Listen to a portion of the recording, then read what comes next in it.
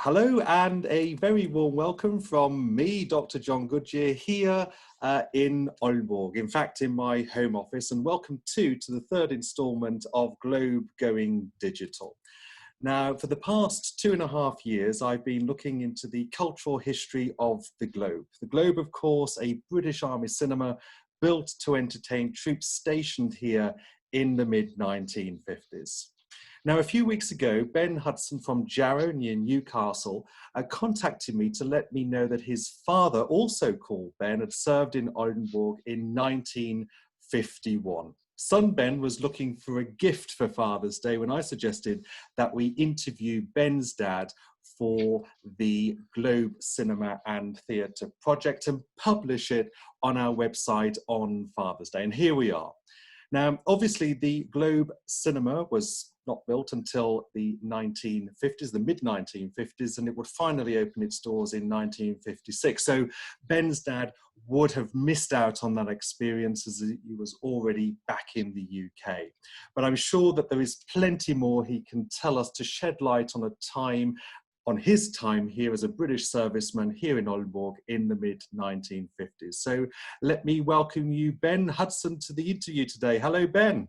Hello, John. Lovely to meet you. Lovely to see you. Thank you. It's nice to see you and to meet you too, Ben. So before we get started, Ben, let's just get the personal details out of the way. So when were you born, Ben, and where were you born? I was born in Jahr, in the older part of Jahr, and 1st of July, 1932. So that means in a month's time or thereabouts, you're going to be 89 years old. 88 years old. 88 years old, yes, 88 years old. I don't know, year on, John. So you're going to be 88 years old, and you're going to be celebrating it presumably in style there, Ben, 88. 88. Absolutely. Mm-hmm. So let's talk a little bit about your school, your upbringing, your school. So what sort of family were you born into, Ben? I was born with a mother and father and 3 sisters who were older than I was. I think there was a need of 8 to 10 years difference between the youngest sister and myself.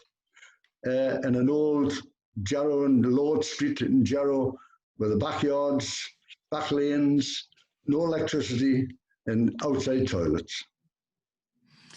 And your 3 sisters, they were older than you, so you were the youngest? I was the youngest one of the family. I think my father and mother thought I'd passed it, but never mind, I came along 10 years later.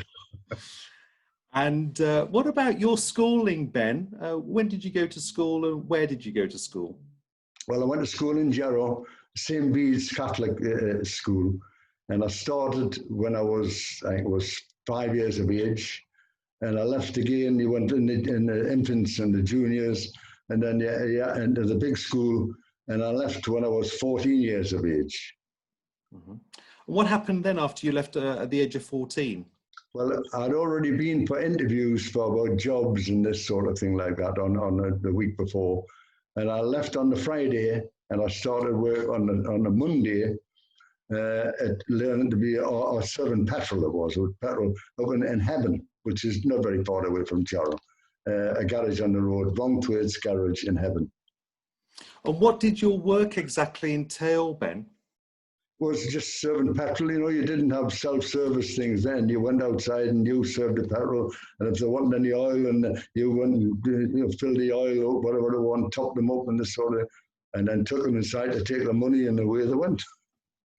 So this was the age of 15. I mean, today's 15-year-olds, they don't have to do these sorts of things. No, well, I was 14 when I started, as I said, John. I was 14 years of age when I started.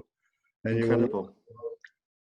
After a little while, when I got the ropes and whatnot, I looked after the garage all Sunday afternoon, because you worked like the 6 days a week. And I got, and every dinner time when the manager went away, I looked after the garage. And then on a Tuesday afternoon, I got a half a day off. So I got a half a day off on a Tuesday, a day off on a Sunday. For 7 and something a week. So. And if you fast forward a few years, Ben, then you would have had presumably call-up papers to join national service, because it was a legal obligation to do that. Can you remember receiving those papers? Oh, yes, yes. Well, obviously, when I was 18, I moved, when I was 16, sorry, I moved down to another garage, and I had a big garage in Jarrow repairing cars and started serving my time. And then when I was 18, I got my calling up papers in December of 18, in 1949, sorry. So in the December of 1949, I got call-up papers. What was on these call-up papers? Can you remember? Well, it made a date for you to go and get examined in Newcastle. Oh. So test your eyes, which I always had a bit dodgy eyes and whatnot, and test you to see whether you're fit enough and doing a full medical to say that you're okay to go, and I was. How long did this medical last? Did they just test, to see your physique, or were there other things? I would say an hour or something like that, 1 hour. Okay. And were there many other men in this medical centre? I can't remember anybody else being there at that time, that I think they must have had different times when people come in, Mm-hmm. And once this was then finished, what happened next with national service? Well, I waited maybe, I don't know, 2, 3 or 4 weeks, and it would send you papers to say, yeah, accepted, and you've got a report to Oswestry in Wales. Oh, okay. That's where your camp was, and obviously, but it would send you a rail ticket and whatnot. You had to get the rail down there, the train. Can you remember taking the train from, did you take the train from Newcastle? You couldn't go directly to Oswestry from Newcastle, could you? I thought you did. I can't remember that. Okay. Well, we went into Manchester at first and then got a one from Manchester. I can't remember now. Okay. So you get to Oswestry, you get off this, what would have been a steam train. Mm-hmm. What were your feelings in, getting off at this station at Oswestry to embark now on your national service? Well, very nervous and very uptight about it, because it's, I don't suppose I was the bravest person to go on, but, it was life and I knew how to do it. I just went on and do it and went inside the camp. And they give you a uniform, they had special place to take you through and kept shouting at you and this, that, and the other. And then the following day, there was a big, well, it was winter time, with snow and everything in the ground. And it was like a long brick building. And there must have been maybe, I don't know, 10 to 20 in that building sort of thing. And then the next time you were out and doing your training, marching, showing you how to march and showing you how to turn left, right, and centre, and all that sort. And then kept you on parade. And. Just to rewind a little bit, Ben, did you have to walk to the camp after you travelled by train, or were you picked up by lorries? I think I had to walk to the camp. I can't remember being picked up or whatever. But they send you the instructions of what you had to do. And as I say, my memory's not that good. But I think I must have walked. It wouldn't be that far away from but it's not the camp. It's not outside of the. And how were the billets? How were the barracks in which you slept? Can you describe them for us? They were just brick billets that would hold, I don't know, maybe 10 to 15 persons, whatnot. And it had its own washroom in one end of it, and it had another room where showed you how to blank on your, you put blank on your belts and your weapons and this sort of thing, and really there was lots of Welsh people there and whatnot, and you would get loads of, when they were doing these things, because you had to take your turn and whatnot, but they would sing like a choir, Welsh songs that you knew, and that you could join in with, and things like that. So it wasn't a bad thing, but obviously we were nervous, Yeah. And the banter between you and the others within this particular hut, how would you describe that? Would you describe that as friendly, or was it quite intimidating? No, I think it was very friendly. Everybody was in the same boat sort of thing. And you're all worried and you're all, and even then, not with me, but with someone, if they hadn't made their bed properly, because they show you how to make it, you had to do certain things with it, and set it up for the day. And if you didn't make it right, they'd throw your bed out the window or your clothes out the window into the snow. And then, that didn't, as I say, it didn't happen with me. But it did happen to other people, you know, it was the next to me. So you obviously got this camaraderie among people in the same boat as you, but how did you see authority? How did you see these people who were throwing, you know, sergeant majors presumably throwing duvet, well, not duvets, but blankets, I suppose, blankets and clothes out the window? They're normally bombardiers because they were like a corporal in any other, but a bombardier was in artillery, you know. There was a lance bombardier, which was one stripe, and a full bombardier had two stripes, and then you went up to the majors and whatever, officers and things like that. But you didn't take it very nicely seeing it done to someone else even, but it was just to put fear into you that you would do what you were told, that's all. How long did you spend in Oswestry, Ben? I would say I was only there about 10 days before, and then you had a great big parade, and you would get some officer with loads of pips on and whatnot, and he would come round and pick all the faults with your dress, the way you were standing, and things like that. And I remember it was that cold, one of the lads, not very far from me, just fell forward and fainted and smashed his face on the ground. You went to get him and they shouted at you, "Get up, out there, you stand." That's the way it was, yeah. It's a bit different now, isn't it? Because obviously we don't have national service. That is not sort of what people are subjected to at the age of 18. But that was the rough parts of it. There was a lot more nice parts of it, you know. Once you got into the, What happened after Oswestry then, Ben? They sent me to Crowborough in Sussex, near Tunbridge Wells, which was an outside camp again. It was Hut 55, I remember that, which is knocked down now because I've been back to each camp I've been to for the holiday, you know, having a look around, and they've knocked what he showed me in the Hut 66, which was just the same. And you had a coke fire in the middle of the room, big long room, which another maybe 15, 20 people in there. And at one end, I had a little bit shut off. That was for like the head man, the officer, or whatever he was, who was looking after you, sort of thing. And I had a number of these camps, these huts all the way around the place, you know. And what were your tasks and duties there, Ben? What did they get you to do, be it here in Oswestry or Cobra? Well, just the same again. You were put out as a soldier, marching, knowing how to handle a rifle, lift up and down, and do all these things. You know, with it in general, what you would. And then how you go in the woods, picking wood up and whatnot for the fire there, because you only got so much coke, you know, even in the winter, and it was very cold. But it was a lovely place, Crowborough, a lovely area. Did you have any entertainment at these places in Oswestry or in Cobra, or were you just simply too busy collecting wood for your fire and marching up and down all the time? No, well, you had a naffy there. You know, you could go in the naffy. Okay. Oh, yes, there was always a naffy on the side. And you could go there and maybe have a drink if you could afford it, you know, and this sort of thing. And just, and generally. And then when you after you've been there a certain length of time, I'm only talking about maybe weeks, they would let you go out, you know, but you had to sign out. You had to sign out through in the guard room, and you always give your last three numbers of what's your last three, and you get the whole soldier saying, "When I was in, I only had three." But you had to go and your last three numbers going out and coming in, and you had to be in by 11 o'clock. So there's a curfew. Yeah, all the time. Yeah.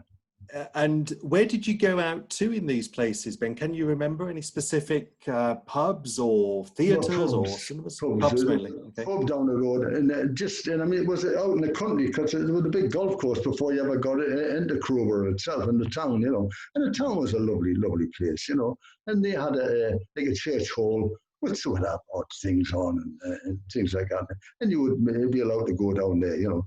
But once you got into it after a few weeks or a month or something like that, they would you could go and get like a full day out or a full weekend out, and you go down to Brighton, you know, okay, and get the bus. You had to get the bus down to Brighton, you know, or into Tunbridge Wells itself. But everyone would normally go to Brighton because, well, you never had anything, so you sleep on the beach or sleep underneath. I don't know if you've ever been to Brighton.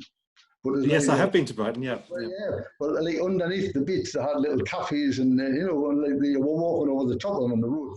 Underneath, they had little cafes and little novelty places and whatnot where you could go there. And we used to just sleep on the deck chairs and whatever there was there. Tell me, Ben, did you wear your uniform when you were out? I had to wear a uniform all the time. I'd sent my civvies back home before then. I think I've got one photograph of me in Brighton near the promenade in my civvies. So I must have been a bit late sending mine back. But the other lads I was with, they're in the army uniforms. Because that was quite something in the 50s, wasn't it? Because seeing people around, presumably with army uniforms, was more frequent than it would be, for instance, today. Oh yeah. It's very serious. You know, and I mean, some people took an offence to be quite honest. You know, just sort of keep away and that sort of thing. But they're just ordinary people, the same as ourselves, you know. And most of especially in Tunbridge Wells, most of the people just enjoyed it. You know, we went to the cinemas there. There were some lovely cinemas. Oh, really? And they had entertainment on a one. There was a great big cinema. I forget what they called it now. The Odeon or something like that. It was on a corner. But also they would have little turns on if you want. And you and I could get up and sing. And I remember we did with this friend of mine. I think we'd done like Flanagan and Allen. He could sing very deep and I could sing a little bit higher. And we'd done, you know, I forget what it was now, what we'd done, you know. Or them bones are going, something like that. How long were you here for, Ben, in Crowborough near Tunbridge Wells? In Crowborough, well, I want to write it down here, and I must have went to Crowborough. I must have been about, I would say, like not quite 18 months, something like that.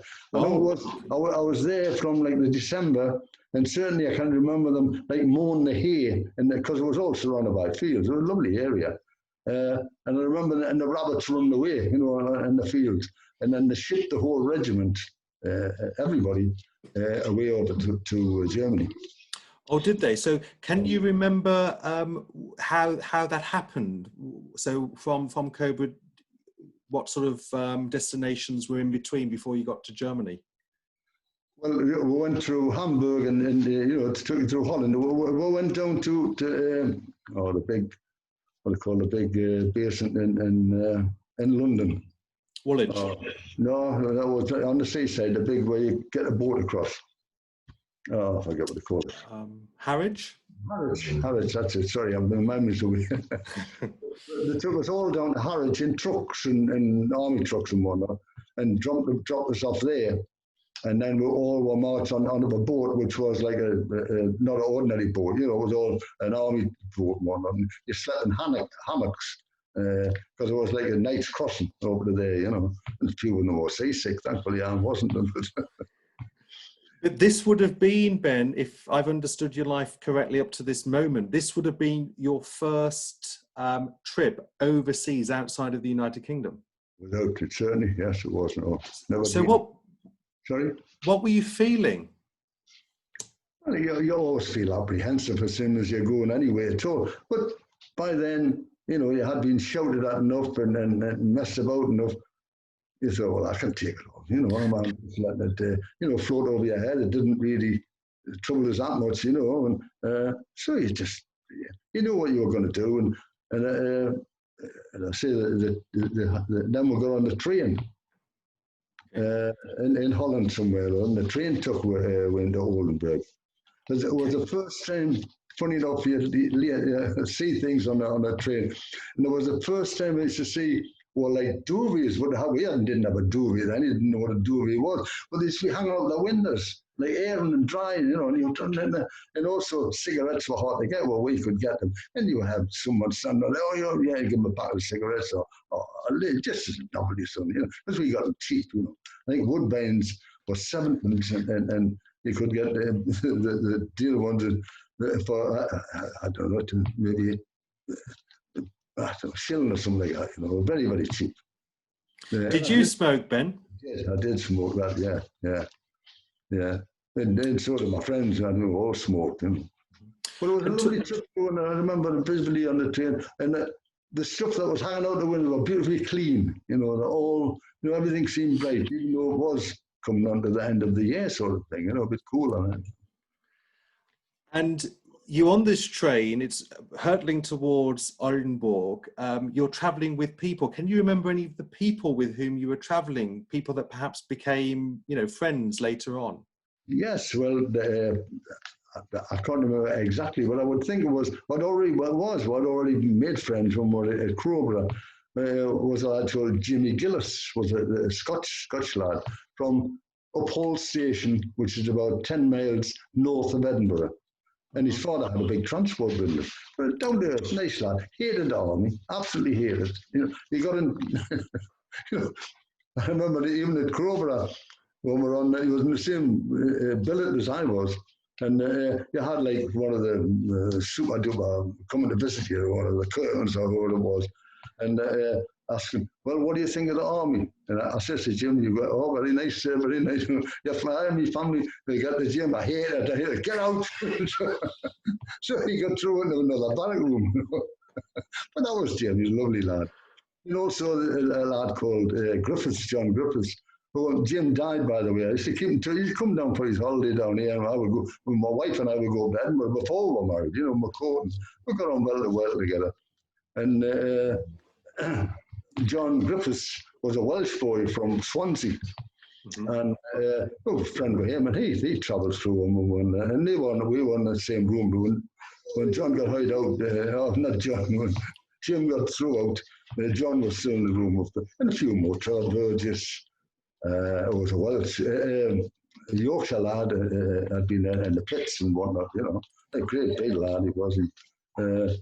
He used to always brag off about, Bruce Woodcock's gym. Well, Bruce Woodcock was a heavyweight champion in England at one time, you know, and he was trained there. But some people didn't like him, but I thought he was a smashing lad. I got on great with him, you know. And just, when you then got to Oldenburg, Ben, so you've gone on this relatively long journey from Harwich, you know, over to the Netherlands or Holland, as you said, and then to Oldenburg. You arrive in Oldenburg. What are your first impressions? Can you remember first arriving in Oldenburg and getting off that train? What did you think? What did you see? What did you experience? Well, really, all you seen was the army lorries waiting for you to get on the back of the army lorry to take you to the camp, you know. Absolutely, you felt apprehensive. And as you drove through, and you thought, it's not a bad place, it's nice, you know. And then when they took you into the camp, it was the best camp I'd ever been to. It was like a hotel, really? You know. Oh, you know, the rooms and they had, even when you went to for your dinners and kit, you had German women serving you. Well, we had never seen that before. I think I'd ever said it was my mother. And give you, really, then you got on, and you always had the officer patrolling up and down, you know, because you went like with one thing and they put your dinner in one part of it, your sweet in another part, and whatever, you know, it was rough as something. And the cooks would just throw it over. And I remember one of the lads, this Trevor Burgess, was a character, was this officer going around going, any complaints? I says, you know, I had as much sense of no complaints. Trevor, get out. Get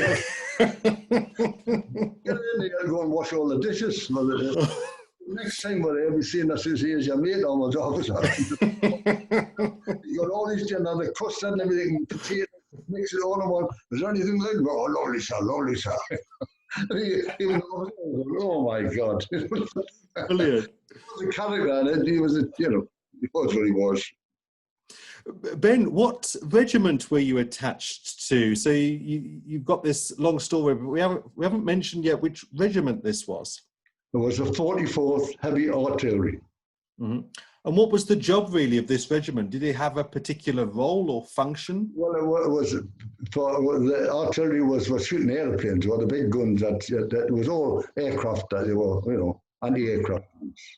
That would go, and the shops show you how to go on with them, and yeah, always had lads, you know, they was carrying, and then maybe dull rounds, you know, they were doing on the square, and obviously showed you how to put it in the breech. You know, and then you had to lock the breech. It was like 2 or 3 years handing the shells, you know, great big shells, you know. And there's your dog, yeah. I remember one of the lads, they were like wooden, you know, like a shell, but it had a wood in it, or you couldn't explode. And just for a bit of it, the Yorkshire lad he was, the right shot, and he run on the front. He says, what are you doing? What are you doing? He's not going to catch us. Get out there. Which it was only, he knew he wasn't going to catch us. So just for a broke the monotony, like. What was your daily routine like, Ben, on this barracks, which we've determined as Donnerschwee, which was called Crayer Barracks? Mm-hmm. What would have been your day-to-day routine as a, presumably you were a gunner, weren't you? But I was on the transport. I was a driver, and you all had to learn to fire the guns and the little and big guns or whatever, load them. You all had to go on what they call a predictor, which told the radars, or the radar told the predictor where the plane was, and the predictor would tell the gun how far away it was and things like that, you know. Mm-hmm. So you done all that sort of thing. But mostly marching, you just marched around and made you do, you know, and if you'd done anything wrong, they'd make you double round, all of you, or double round, double. You know, and I seen one of the, he was an older soldier, collapse, you know. They just wouldn't pick him up, just let him, you know. What they were. Talking about parading around and marching around, were you involved in any ceremonial parades that you can remember, Ben? Yes, not really. Well, yeah, you'd done whatever, it was the Queen's birthday, or well, it was the King then, you know, the King's birthday, or something like that. But I remember when I first went in, it was before the Christmas, and the lads that I had joined with, they were sending them home for Christmas. But they picked me only to make the numbers up. It wasn't because of to put me on a cardinal course, which was to get a stripe, you know. And you had to go and do the and they had a few years on there, and you had to stand out and give the orders, you know, slope arm, strength arm, do this, and do the shouting as they would do to you. And you shoot your turn. And then the sergeant major, well, he was like this, they called him Bubbles, but he had a right voice. And I had to go, the ones that I went in with, they were away home for Christmas. But they held us back, but we got a little bit more than Christmas on, you know, after Christmas. And I went to him, and he says, you've won, you were the top mark on there. You got 99 points out of 100. Wow. You lost 1 point because you had bayonets on, and you know, bayonet sheets, so you put in. There was a little bit of tape or string hanging on the bayonet, you know, which is the thread, should I say, a bit of thread. So I lost a point for that. But I never got a stripe. I didn't want a stripe. I never got one. I was just there to make the numbers up, you know. And it wasn't until, well, I'm jumping ahead of myself, in Germany, when they were having a course before, I was just coming out, you know. And, we've just realised that you done, you know, you won like top marks on there. Well, we're going to put you on another course. I said, I don't want to go. We can make it, I says, you can make us go on it, but you cannot make us pass it. Because I was an old soldier then. You got the game, get out now. But I was only making them myself, you know. Talking about timing, so where does all of this fit in, Ben? When did you arrive in Oldenburg? Can you remember the month of the year? Well, it must have been somewhere where we left in like the August or September. It was still nice, you know. So it must have been August, September when we arrived there, you know, because it really took a couple of days or something to get there, you know, in Oldenburg. So what year is this? Oh, that's, I've got it wrote down here, because it'll be 1950. Yeah, so 1950. I landed in August or September 1950. Okay, and then you left Oldenburg a year later in 1951. It's 51 in December. I joined in December, and you leave. You had to do 2 years. Now, whilst you were in Oldenburg, Ben, did you ever have to go to different places, perhaps to do training? Well, it was the Russians had part of Germany then, you know. Mm.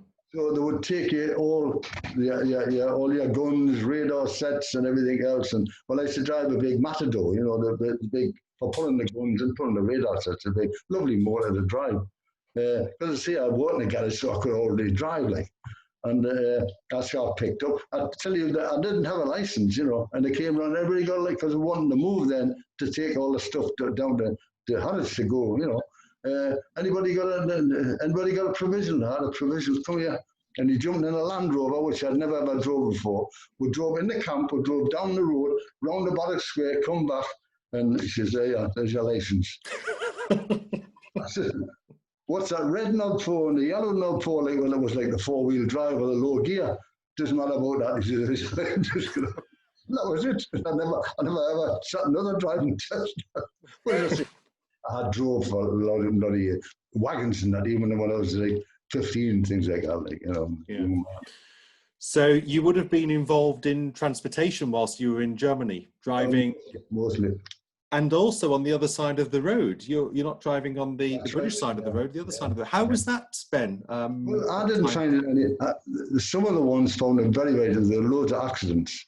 And would have been, you know, you've got not always a senior citizen or whatever, but the officers knew half of them couldn't drive themselves, you know, the ones that were the young ones, you know, coming in out of college.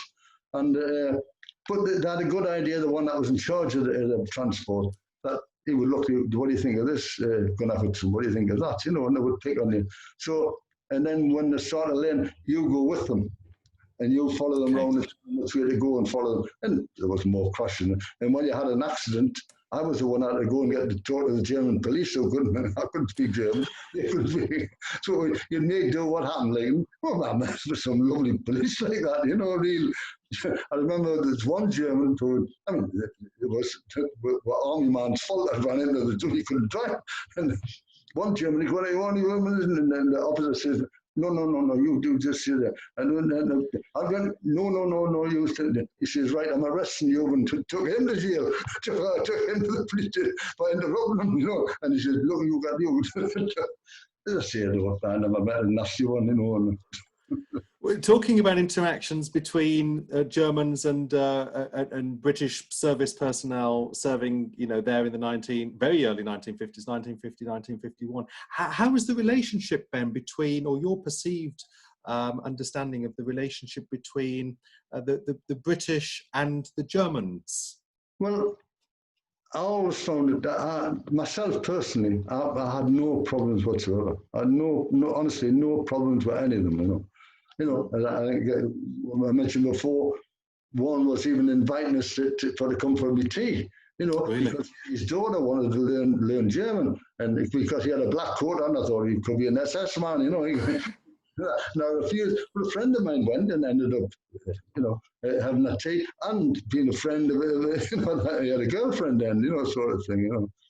But as I say, the young people, they were a bit against it.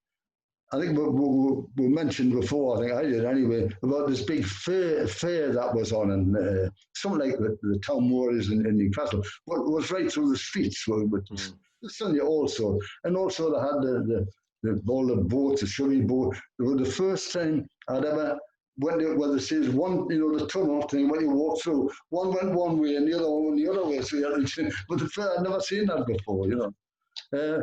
And the young people, obviously, they didn't want you there. You're strange. And the majority of the old people I thought were great. And, you know. When you went out, for instance, to this fair, Ben, was it just like back in the UK, back there, for instance, in Brighton, you had to wear your army uniform? Was this a must? Yes, you had to wear your army uniform all the time. Yeah. So was there any instance where you didn't wear your army uniform and you went out of Oldenburg? Other than if you were dressed, I used to like go and keep them fit and things like that. And they would, you know, okay, you put your shorts and this on, whatever, running around the areas or playing football, things like that, you know, you would. So when you were, as you said, keeping fit, their football quite clearly is something that you did. Did you do any other sports, Ben, whilst you were in Donnerschwee here in Oldenburg? Well, I done boxing, you know, but I mean, really? You fight, you know, there wasn't a volunteer thing. You were, you know, you and you together, we'll get you lined up. Oh, we're going to the gymnasium, right? Right, you and you, for a few matches down there, you know, you didn't know who you were fighting. I mean, he just because you were the same height as him, but he could have been like this. You could have. It was really a novelty for them, the fun for them, you know. And really, it was then that I realised, well, you know, I could hold my own there. And in fact, the first fight, funny enough, I remember his name, Wilkinson, they called him, the lad who I fought. I'd beat him with Kroger and all that. We all just shoved together. And he sees he had boxing the police and all this sort of thing. But anyway, I let a right hand go and flank them, and that was it. You know, so they wouldn't let you get hurt, you know, mind. That's one thing. If they looked at you being hurt, would stop the fight, you know. And this fighting, obviously, between individuals in the British Army on barracks, did that ever become like a competition where you had a league? Oh yeah, he had a proper boxing ring, and he could, you know, boxing. And even with another regiment that was in the same place as us, you know, they would pick the ones up for them. But I mean, at that time there was some lads in our regiment, like, you know, that there's one lad called Llewellyn, a Welsh lad, who was, nobody would pick on Llewellyn, you know. He was only like a lightweight, middleweight, but he was a terrible fellow for fighting, you know. In the ring, mind, he would really, and I remember I used to try and get away. It went to Crowborough on the weekend to come home. My mother used to send us the money for the rail fare, which is, you know, whatever it was then. And I remember they put us on duty, and this Llewellyn, he says, I'm not going home with us. He says, I'll do your duties for you. So, you know, that's the way it was. I mean, there might have been rough and ready hard cases and this sort of thing, but, you know, they had a great, I don't know. I suppose it's a great sense of camaraderie and looking out for one another, isn't it? Yeah, it was good times, you know. Let's talk about other sports. So obviously boxing and soccer. Were there any other sports that you got up to, Ben, during your time here? I didn't get up to anymore. I mean, table tennis, you played table tennis. Okay. You know, that was a novelty thing or something like that. I think they had a billiard, which I was never any good at billiards at all. No, I was really good at table tennis, like, but they had that in a naffy, because I had a naffy there, you know, and well, both in Oldenburg and in when I was at Crowborough, you know. And what was the purpose of the naffy? Could you explain this to the people listening? Well, you could go and have a drink a beer, and, you know, whatever, or you could go and have something to eat if you didn't like the food that they were giving you. Like, as I say, a friend of mine, the Scotch lad, Jim Gillis, he hated the food, so he would go and buy some. But he had a few bob. I didn't have a few bob, so, but he wasn't bragging off about it. I mean, he just could afford it, and that was it, you know. What about other organisations that are linked to the British Army that you might have been to? For instance, I don't know, the YMCA or the Women's Voluntary Service, the WVS. Did you know that they existed in Oldenburg, or didn't you? There was only one that I knew, and it was the Salvation Army. Oh, okay. They had a little shop front with a little cafe in it. You'd probably get a dozen or so people into it, you know. And they were the only ones that I knew of, the NAFI itself, you know. Mm-hmm. And you went to this Salvation Army, Ben, to have a coffee? Yes, yes. It's a regular thing. We used to meet the lads there. And also, I sang in the choir. Did you really? A choir. The 44th Regiment had a choir. And one of the regular sergeants, he ran the choir. You know, I think he's Welsh lad and all. So sometimes we would go there and practice in the cafe. You know, they let you have to use the cafe. And I remember once he wasn't there. He was coming. But we started off together singing the song, and when he came, what do you think of that? You're bloody awful. And these songs, are they English songs or Welsh songs, Ben? All songs, so all you know. Well, he sang in Welsh if somebody wanted to, you know, a Welsh song. Well, songs that you knew, or like choir songs that you knew, you know. Okay. And as I say, well, one time we went and done a bit back, and there's a little theatre they had in Oldenburg itself for the entertainment that was on. But me and a few more of them had to be behind the curtains, well, one or two more, but the whole choir sang, you know, and just a nice bit. Can you remember where this theatre was, Ben? Really, I can't, to be quite honest. I know that as you went out of the camp, out of the gates of the camp, which you had to sign in, sign out, but not every time. And as you walked down, we turned right, and then we went very left, and it was over that way. So before you got into the centre of Oldenburg, you would be more on the left. Was okay. And you went into this this theatre, and singing was done there, and one occasion you can remember being backstage, if I've understood that correctly, and you were doing some form of singing. Were many people in the audience, can you remember? Well, it was mostly for the camp, as far as indicate. For the soldiers that you had it there, you know. Okay. But this was off-site. But they would have entertainment. I remember there was a lady, a German lady, a violinist, which was twice the size of me. And I thought, oh, dear me, I wouldn't listen to a violin playing, which had done all the pop stuff and whatnot. And she was absolutely fabulous. Really? So you can't just look at someone and think that. Yeah, she was absolutely fabulous. She really pulled the place down and had a real good night, listening to her. So this woman played the violin. She did such a great job. Did you actually go up to her and say anything to her? How good it was? I didn't have the opportunity, but we gave her enough clapping, and I'm sure she knew that she was, she was good. We never got the opportunity. We needed 20 people there, Yeah. And obviously that's theatre and singing. Can you remember going to the cinema at all, Ben? Yes, but all German cinemas I went to. Okay. Yeah. Like everything else, you had a rough idea. As my mate coming in here again, you had a rough idea of what the story was about and this sort of thing, And then, we didn't go often enough, but really if there was some maybe cowboy film or whatever it was that you would know, like American cowboys or something. So yeah, I would go there, And then this cowboy film, if you say you're going to a German cinema, then is this cowboy film also in German, or was it in English? Yes. Okay. It was always in German, Right. You had to read whatever it was, But like everything else, you had a rough idea what it was about the story and what they were saying. If you didn't like somebody, you were shouting at someone, and this sort of thing. But it was interesting. I didn't mind it, And going to this cinema, I mean, this is asking now for very specific details. So you would have to pay to get a ticket, of course. Yes. Can you remember in what currency you pay? Could you pay in your British money or German money or you have something to else? pay in marks. We had baff. Okay. There was an army thing, was a baff. Yeah. So you could change them into marks, and you paid them in marks. Right. So you paid those in marks, went into the cinema. Did you actually learn any German whilst you were there, Ben? Nothing really at all, Only about, can I take you home? Ich will Sie nach Hause again. But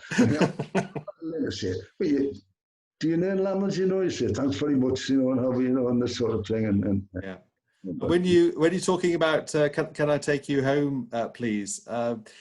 Was the temptation there among the soldiers to actually pick up girls or women? We're all human beings and male human beings. Yes, you certainly were. I mean, there was one household I was friend with. Well, there was another friend who was getting demobbed. He knew the girl, and you go down and she'd ask everybody in, and she'll make a tea and you could have and she was just a nice person, and what she was. And maybe she'd have relations or friends there, all young girls and whatnot. Well, it was innocent sort of thing, most of it anyway. When there was a few of them there, and you knew you could go there and get a cup of tea and a bit of. And she couldn't speak English, and I couldn't speak English, but she understood what you were saying, My name, it was very much something to do with very much like a woman's part anyway, like that. Hudson, and he always had a bit of laugh when I came out there.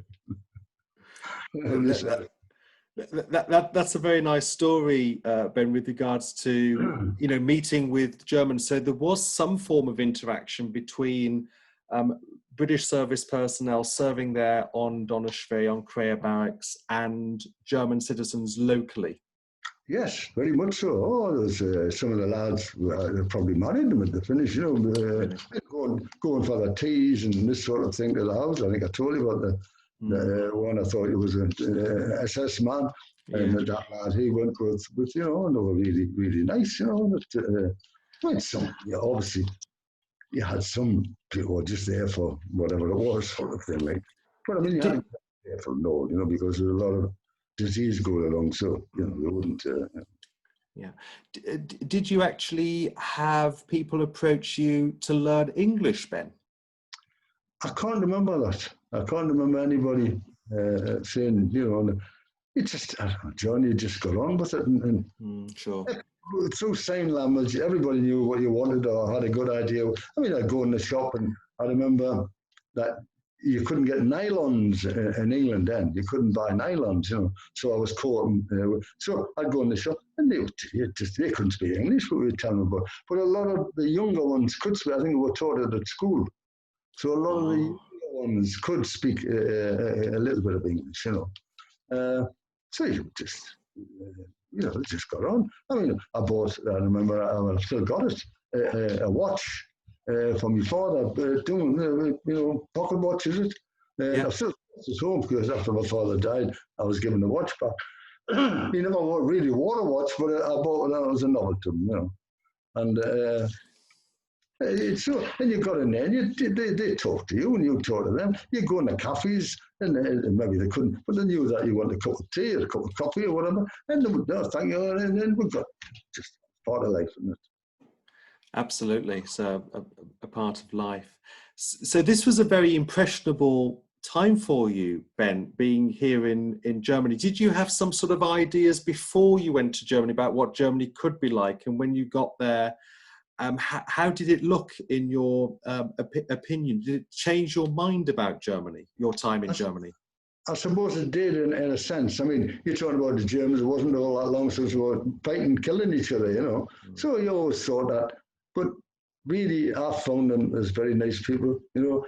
I never ever thinking, I'm a little bit frightened or afraid or something's going to happen or nothing like that. You know, there was one when you had the fair, you know, the big show in Germany, once a year, twice a year maybe, and all the stalls out selling this and that and the other. And then they had the fair part, you know, we had swings and shoots and this and that and the other. And I remember it was the first time I'd ever got a ticket in a straw.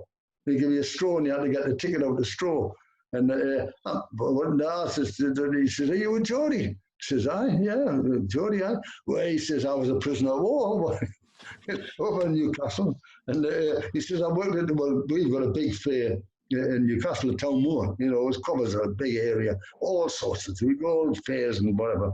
And he says, I worked on the Town Moor for a few years. I never went back home. And he says, it's just lovely. And the ones with him were just every bit as nice, kind, had a joke with you. And the ones you met going around there, just ordinary people are symbols of. Those are very, very nice memories, Ben. One that you told me and talked to me about before was your visit to the island of Sylt, in Sylt in northern Germany, the island. Could you tell the people listening to this how you came to go to Sylt, or Sylt in German, and what you did there on this island? Well, we had to go there for training because it's right out into the sea. And also we're driving the guns, you put on a gun or radar, whatever they want, a big, 6-wheel Matador. You had to drive them onto the train.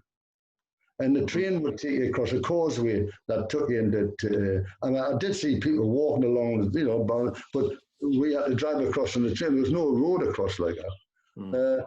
And we went across there, and it was it was a lovely island, and then they had a great big field area where you could play football on and this sort of thing. Because we had to stay there, you know, for a while. And you set the guns up, and the airplanes would tow a sleeve, you know, and they would fly past, and you had to aim the guns at the sleeve. You know. And if you hit the sleeve, well, it was supposed to be an airplane. Or if you went to the two and hit the cable, they would not, and you get the pilot, you stupid.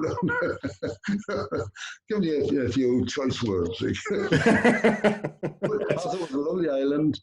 And as I say, one end of it, when I went for walks, on my own, and I like walking around, or maybe I was on my own. And when I looked down, there's a big, it was an old submarine that was all rusted, right underneath the hilltop and the cliff top and whatnot, you know. So whether I put it there to build it or to hide it or whatever, I don't know, you know. But the people on there, even though they couldn't speak English, one of them, I bought a horse off him, which I was petrified of. You know, the farmer even took over the plane for one of the lads were doing actually, running around. And he was one of the lads that had worked on the farm. So I said, you can have the horse and we take it back to him. So it had just been plowing the field or something. He was telling me it was a great big thing, you know. But when I got up, I was like, a long way to fall, yeah. Were you on this island for a long time, Ben? Because it's quite clearly something that you remember very clearly. Yeah, it's probably I must have done like 7 days or so on it, you know. Okay. You know, but they done a lot of travelling on because the Russians were on that part of Germany then. They had that part of. So if one regiment who was like on the Russian border, they were going away, you know, maybe on Monday was like we'd go up there, even though you had no ammunition or nothing like that, like, I know you Russians attacked you.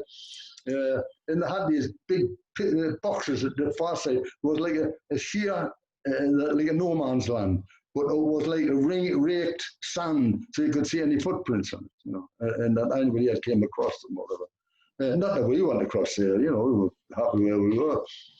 But they would and they would wave tits, you know, the places we would do with them, you know, and they had like who been a regular officer or maybe sergeant major in the forces somewhere or naval or whatever it was. They would be looking after that area, that certain area. And we got on talking to them. He says, someone will come over for a few pints in the bar over here. He says, it's ordinary people who sit in for he says, we don't have any problem, you know. What's it? So you actually had a scenario where, did you drink together with Russians? No. Oh, you didn't yourself? I never ever met them, other than waving out about their box, their skybox, you know. I never had them met them, you know. Yeah. Oh. So you would have been involved in doing this, what presumably is target practice, really, with these guns. What was your role on the gun, Ben? Well, it wasn't target practice there because you had nowhere to fire the gun there, sort of thing. When you were going around, it was already on the island where you were supposed to be shooting out to sea. Yeah. But they give you training, but it was Dutch shells. It wasn't Dutch shell. The one, you know, the big shell. It was at the war. I forget what the one. No, the great big. Well, it's for shooting aircraft anyway. They had the name of the I forget what it was. But they were, you know, they had practice shells, but with a rubber or a wooden bit on the inside. And showing you how to go and load them. And I suppose it was you got used to it. Even the computers, I never done the radar much. But I think you need to be a bit cleverer than I was for the radar. But the projectors, you know, you just screw knobs and you whatever they tell you to do, you know, and that would send a signal to the gun. And you between myself and somebody else, even though you were a driver, you got trained on the guns and on all the things. And then you shooting ranges, you know, with the shooting your rifles and things like that. Or your Sten guns we had then, you know. And there was one was called, in fact, it was only a couple of weeks ago, I seen heard it on the telly on an old thing, a Piat. And it was like a tin can you put in. It was like a great, you had to like pull it up, took you to load it with a great big coil spring, but it was like a tin can in there. And when you pressed it, was like for an anti-tank gun. And when you pressed it, it shot we had a can, a bean can or something, and they buckled up. You had to get it out because it gets wrong off but it would take it down to the range on the shore. And there was all tanks and all things out there. And you would have you shooting at one of them. And when it would pierce and scatter around inside, it would destroy anything that was inside, you know, the bits and pieces. But a Piat, okay. I'll look into that. That's an interesting lead for me there. If you were a working ticket, you would have the Piat with your head and run around the field until you dropped. I remember my friend John Griffiths, who's still alive, you know, in Canada now, a Welsh lad, and he was running. He used to finish the, you know. Perhaps we can get in contact with your friend your Welsh friend in Canada. I do keep in contact with myself by phone, and he does with me, you know. Oh, so brilliant. I could get you his phone number or something like that. But I would like to rather tell him first, John. Yeah, you do that. Yeah, absolutely, Ben. And you can have a look, or perhaps you can send the link if he can get this video in Canada, be able to see it and watch all of your stories. Well, he's a bit cleverer than I was. Like, he could write and I couldn't. So, but anyway, yes, I could do that. Ben, let's just return back to Oldenburg, from Sylt back to Oldenburg. You mentioned obviously that you were a driver. You drove people around, presumably as well. And there was one story about a family relative of someone in high command on the barracks. Who, Oh, yes. okay, could you tell us that story again? Because that's very interesting. He was Sergeant Major Gilmore. Just thought of his name, John. Well, there you go. Gilmore. An old soldier, you know, big tall fella, and he wouldn't put no officers or anybody. No, I'll tell you what to do. And he wouldn't stand no, but he must have took a liking to me in one way or the other. And he said, would you, because his wife was over there, and so was the sergeant, his wife, and that were over there. In fact, one of the jobs we used to get, because you done like not all the time, you know, to swap you around, and you went and delivered groceries around the officers' houses and this, that, and the other, you know. But he came and asked me one time, and Hudson, because he always had to say yes sir, no sir, it doesn't matter what, yes sir. Would you do me a favour this weekend? You know, and I says, yes sir. But, would you have a hire a 1,500 weight truck?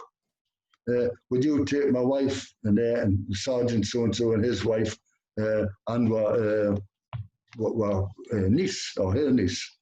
Like, I don't know, he had a family to that lake where I forget what they call the lake now, where there was a boat on it and then cafes on it and this, but you were never allowed to leave your vehicle. You know, you had to stand by your vehicle all the time. But I got very friendly with the girl, the niece, and sometimes she didn't want to go on a boat run. So I'd go and get your tea for you and, you know, come back. And so she would stand there and have a bit of conversation, a bit of talk. But you weren't allowed to go anywhere. And there was numerous other people there at the same time, you know. So it was nice. And and I got on very well with them, I think it was one time when it was on one convoy, they would have you out on and driving at night time. Well, they wouldn't let you have the lights on, your headlights on at night time. Really? And we were in the Black Forest, you know, not the area one run. And I remember having a little 1,500 weight truck. I was pulling a Bowser where they get the water in, you know, it was water for the camp. The only place we could go was to a dairy in I forget what the name of the place was. And when we went to ask, could we use their hose, and they, oh, yes. And they said it was the first time they had ever seen a British soldier in that area, you know. Really? Nobody had ever been there. And they were just in there, lovely place. And part of it was another lad where I used to ride a motorbike, you know, because I had the thing for both. And it was really, when the motorbike had a puncture, so me being used to the garage and one, I gave the lad a finish. So I was up half the night, you know. And then the following day, we were out driving, and the branches must have got too close. And Gilmore was sitting, he wouldn't let you smoke too. He was going, get out, stop. Get another driver in. I just thought I was going to kill him.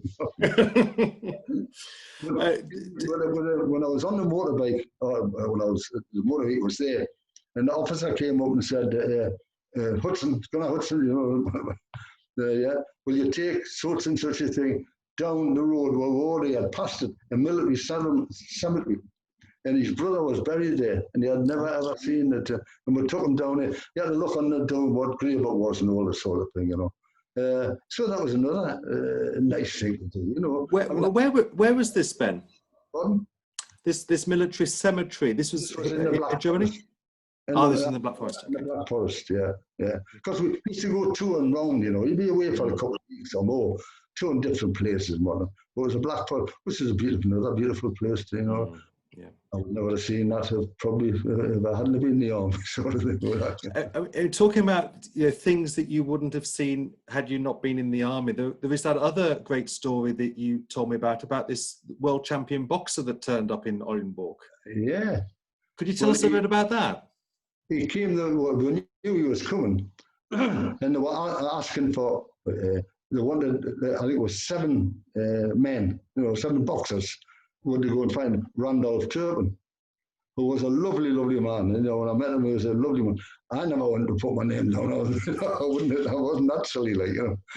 But there was other regiments, probably the one next to us, they go all this. We all went down, and he boxed the 7 of them. He never sat down on his seat. And I think he bust every one of the noses, so he had a bit of blood coming out of every one of the noses. And then there was another eighth one turned up, and the tale was that he had wore his partners. He was doing the tour, and he had wore his partners out, which is just and they got there. But some of them like were amateur champions, and had boxed for England, and they were good class fighters. And he says, well, the eighth one, I'll go get him in and all. And he never sat down, never took a breath, and was as nice as everything to anybody. And I met him many, many years after that. When I was married with, I'm sure Ben was there, maybe was the other one. And we went up to the Great Orme, Llandudno, the Great Orme. And he had the train you can get up, like a carriage thing, that takes you up the top. And he had this hotel on the top and a big boxing ring outside. And when we went in, obviously, and he had a great big carpet on hanging on the wall, all white, and there were him in the middleweight champion of the world, and he was talking to someone, and he came, and I got on to him, just was a real nice gentleman, real nice lad, and it was a pleasure to meet him, and not a lot of talk, but just in conversation. And I said about that, I remember being over there, he says, in Germany, things like that. Just, yeah. Lovely stories here, Ben. I've had a fantastic life. Fantastic life. Half of it's sitting beside us here, mind. There he is, Ben, the other Ben. Ben's son's waving in the background. Ben, tell me what happened as your time in Oldenburg came to an end, and you were what we call, obviously, national service speak, what we call demobbed. So, what happened to you? Well, it was about a week or something before December, it'll be late December then, but when I came in December, so you go out in December, and it must have been, the middle of December, something like that, and the ship got on a train, and I think we got a boat and all back to England, to Woolwich, I think, and certain hammocks, and because of more than I was, the squad there, but it was only about 6 of us that had joined together and were going out together, but that was our regiment. And then we went to Woolwich Barracks, and you just took your uniform off you, and whatever. That was it.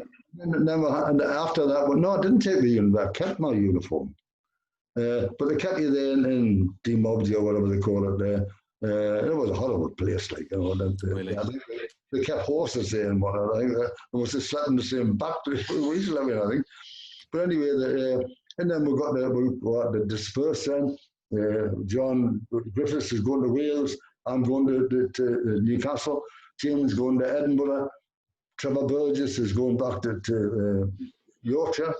And we just said to each other, and different times we were going on the train, just said bye and nice to meet you. And we always kept on. Well, we kept on most of them with John and Jim until. Because today it's so easy, or it's easier to keep in contact with people. We're talking now about 1951, 1952 Britain, and not everyone even has access to a telephone. So how did you keep in contact with these people, Ben? Well, we always kept in touch with Jim Gillis, with him. We lived in Edinburgh, because Jim wasn't keen on travelling by air. He wouldn't go on an aeroplane or nothing like that. But he had, with him, father having a business and him being part of it, he used to love caravans, and he'd go on caravan. So if he was coming down to go to England, he would always stop at our house and with his wife and the family and things like that, and then go on, and probably on the way back. And my wife and I, when we used to go up to Edinburgh, and he'd come and pick her up at the station if I didn't have a car, and take her up and stay with him with his mothers and whatnot. At Uphold Station he lived, it's great memories. And in fact, I knew he was dying, he's always kept in touch that well. And he was, he would be younger than me then. And that was around about 1990. Oh, hold on, what year was it? It was September. When your mum died. Well, it was before Winnie died. Winnie was ill. And but we went through to Edinburgh, and he was in the hospital in Edinburgh there. And we went and seen him, and he had cancer, and And then just a week after that, he died, you know. So maybe like 26 years ago now, was he? He died about the same time as Winnie, you know, 27 years ago. Looking back at your national service time, Ben, this is an amazing period in British history because, you know, since around about the end of the 50s, start of the 60s, it was being wound down. I think the last service personnel came out in 1962 or 63. But what are your reflections on national service? Was this a good thing, a positive thing, or is this something that it's better just to, you know, leave it in the past and forget about it? What's your opinion on this? No, I wouldn't forget about it. You know, as I say, I met some lovely people, and also it made a man of you. You know, it made you stand on your own feet. You know, where I didn't have my mother and father. Why can I do that? Put your shirt on. You know, you got your vest on, things like that. It made you stand on your own feet and hardened you up a bit. And you met lovely people. You know, or I did. You know, most of them, some of them are. So, but most of them are just lovely people. You know, so I've got no regrets, John. No regrets. And Ben, that's a lovely note to finish on. So what I'm going to do is I'm going to just put up a bit of information for those people who are interested in finding out a bit more about the project. So if you're interested in telling your story, if you were here in Oldenburg, be it, you know, when the Globe was built or even beforehand, because for this project, it gives me a tremendous amount of context. Then you can contact me. Obviously, I'm at the University of Birmingham. Search j.goodyear@bham.ac.uk. But it might be that you've listened to this and you were there at the time. You may even have met Ben. You may remember some of the stories that he has told us today over the past hour that we've been talking to him. So you can contact his son, also called Ben Hudson. The email address is there, so benhudson2000@yahoo.co.uk. And if you'd like to find out a bit more information about the Globe in Oldenburg, then the address there, the internet address is www.globe-oldenburg.de. And if you go under the headings of history or Historie in German, or research, which is here, Forschung, then you can find out a bit more about this project. It only leaves for me to thank the two Bens who are sitting next to each other, I think, Ben Hudson dad and Ben Hudson son, for what has been a tremendous couple of hours. We've spent half of the time recording and the other half getting to know one another, and I'm deeply grateful for Ben for sharing his story about his time here in Oldenburg in the 1950s. So this is for your Father's Day, Ben. So happy Father's Day to you on behalf of your son. And also in a month's time when you come to, and I won't make this mistake a second time, it won't be your 89th birthday, it'll be your 88th birthday there in Jarrow in Newcastle. That's it from me. Thank you very much, Ben. All the best. And thank you, John. It's been really, really interesting. Thank you very much indeed. And thank for all Ben here and all. He's very grateful for going on. Well, try and get in touch with John Griffiths. And if he wishes or can do, I'll give him the details and I'm sure we'll get on. But thanks again, once again. All the best, Ben. Take care. Goodbye. And when you get back to Oldenburg, give everyone a thanks very much. I will do. Take care. Especially if they look like me and go through there. Thanks very much. Thank you. Thanks.